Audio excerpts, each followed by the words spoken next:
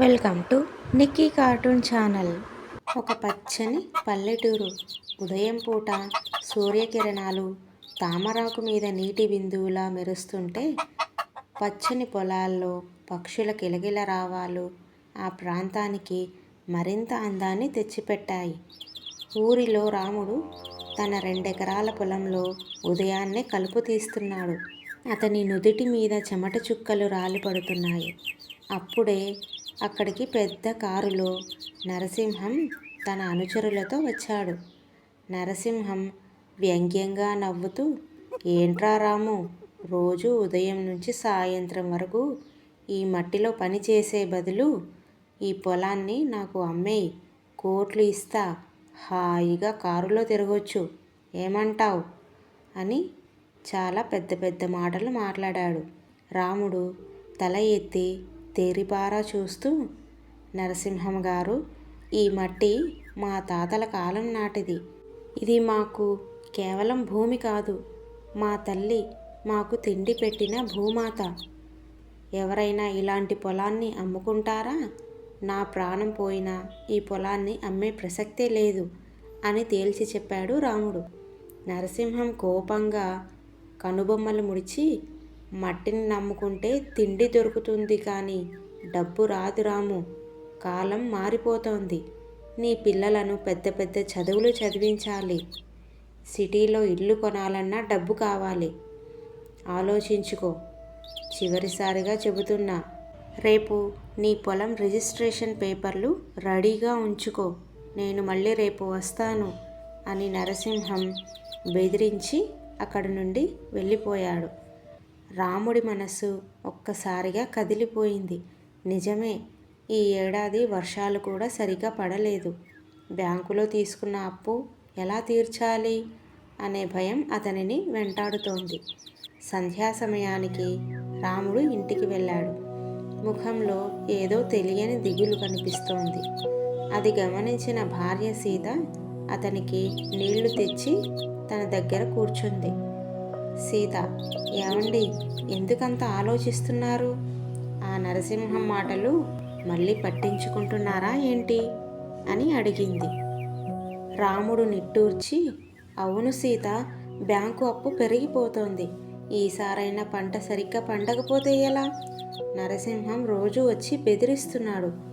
పొలం అమ్మేస్తే అప్పులన్నీ తీరిపోతాయి కదా అని అనిపిస్తోంది. సీత రాముడి చేతి మీద చెయ్యి వేసి దృఢంగా, అదేం మాటలండి, మన తాతలు కష్టపడి మనకు ఇచ్చిన ఆస్తి ఇది. అన్నం పెట్టే తల్లిని వదిలేసి ఆ డబ్బుతో మనం ఎంతకాలం బతకగలం? ఆ డబ్బు కరిగిపోతోంది. కానీ ఈ భూమి మన తరతరాలకు ఆకలి తీరుస్తుంది. మనకు ఏ కష్టం వచ్చినా కలిసి ఎదుర్కొందాం, కానీ ఈ పొలాన్ని మాత్రం వదలొద్దు అని రాముడికి ధైర్యం చెప్పింది సీత. భార్య సీత మాటలతో రాముడిలో మళ్ళీ కొత్త ధైర్యం వచ్చింది. మరుసటి రోజు ఉదయం రాముడు ఊరిలోని రైతులందరినీ ఒకచోట చేర్చాడు.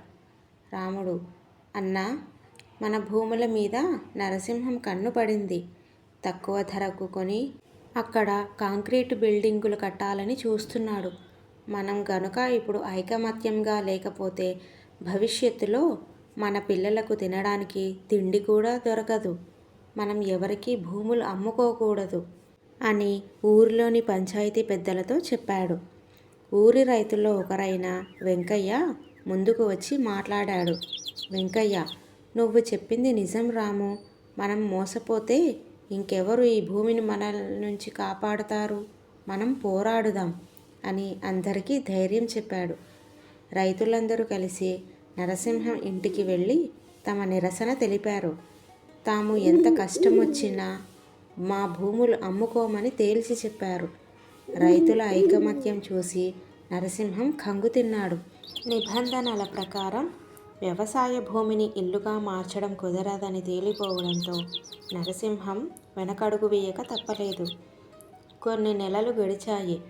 రాముడు వ్యవసాయ విశ్వవిద్యాలయ సలహాతో ఆధునిక బిందు సేద్యం, డ్రిప్ ఇరిగేషన్ మరియు సేంద్రియ ఎరువులను ఉపయోగించి పంట సాగు చేశాడు.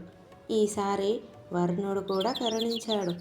రాముడి పొలంలో బంగారు పంట పండింది. పంట కోత సమయంలో రాముడి ముఖంలో ఆనందం వెల్లివిరిసింది. సీత సంతోషంగా నవ్వుతూ, చూశారా ఏమండి, మన నమ్మకం, మన కష్టం ఎప్పుడు వృధా పోవు. ఈ మట్టి మనల్ని ఎప్పుడు మోసం చేయదు. రాముడు పొలాన్ని ఆప్యాయంగా తాకుతూ, అవును సీత, రైతే ఈ దేశానికి వెన్నెముక అని ఊరికే అనలేదు. ఈ మట్టిని నమ్ముకున్నవాడు ఎప్పటికీ ఓడిపోడు అని అన్నాడు సీతతో. ఆ గ్రామంలో మళ్ళీ రైతుల ముఖాల్లో సంతోషం వెలిగింది. ప్రకృతి ఒడిలో ఆనందంగా బతుకు సాగిస్తున్నారు. భూమి మనకు ప్రాణాధారం. దాన్ని కాపాడుకోవడం, కష్టపడి పని చేయడం ద్వారానే నిజమైన విజయం, తృప్తి లభిస్తాయి. Thank you for watching. Subscribe చేసుకుని లైక్ చేసి ఇంకా షేర్ కూడా చేయండి. Thank you.